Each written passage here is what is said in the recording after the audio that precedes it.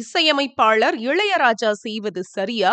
தேனிசை தென்றல் தேவா உள்ளிட்ட இசையமைப்பாளர்கள் செய்யாத தொந்தரவை இளையராஜா செய்வது நியாயமில்லை என இளையராஜா ரசிகர்களே குற்றச்சாட்டு. தற்போது தமிழ் சினிமாவில் 90, 80களில் சம ஹிட்டான பாடல்களின் ஒரு சிறு பகுதியை மட்டும் எடுத்து தற்போது வெளியாகும் புது படங்களில் வைப்பது ட்ரெண்ட் ஆகி உள்ளது. ரசிகர்களிடம் இது பெரும் வரவேற்பை பெற்றதால தொடர்ச்சியாக பல படங்களில் பழைய பாடல்கள் இடம்பெறுகிறது. இது ரசிகர்களுக்கு பிடித்தாலும் ஏனோ இளையராஜாவுக்கு பிடிக்கவில்லை.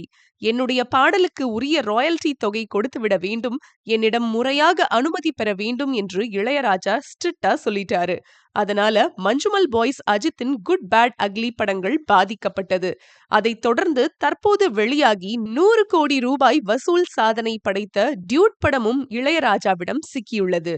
இசையமைப்பாளர் இளையராஜா சென்னை உயர்நீதிமன்றத்தில் தாக்கல் செய்யப்பட்ட மனுவை அடுத்து டியூட் திரைப்படத்தில் இளையராஜாவின் கருத்த மச்சான் மற்றும் 100 வருடம் இந்த மாப்பிள்ளையும் பொண்ணுதான் ஆகிய பாடல்களை நீக்க வேண்டும் என சென்னை உயர்நீதிமன்றம் உத்தரவிடப்பட்டுள்ளது.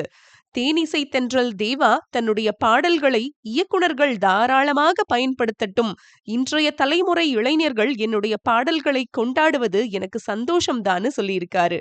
ஆனா இளையராஜாவோ என்னிடம் அனுமதி வாங்கணும், ராயல்டி தொகை கொடுக்கணும் அப்படின்னு ரொம்ப பிடிவாதமா இருக்காரு. இளையராஜா ராஜ்யசபா எம்பி என்பதும் அவர் பிஜேபி ஆதரவாளர் என்பதும் குறிப்பிடத்தக்கது. மேலும் இது போன்ற செய்திகளை உடனுக்குடன் தெரிந்து கொள்ள ஜியோ நியூஸ் தமிழ் சேனலை மறக்காம சப்ஸ்கிரைப் பண்ணிக்கோங்க.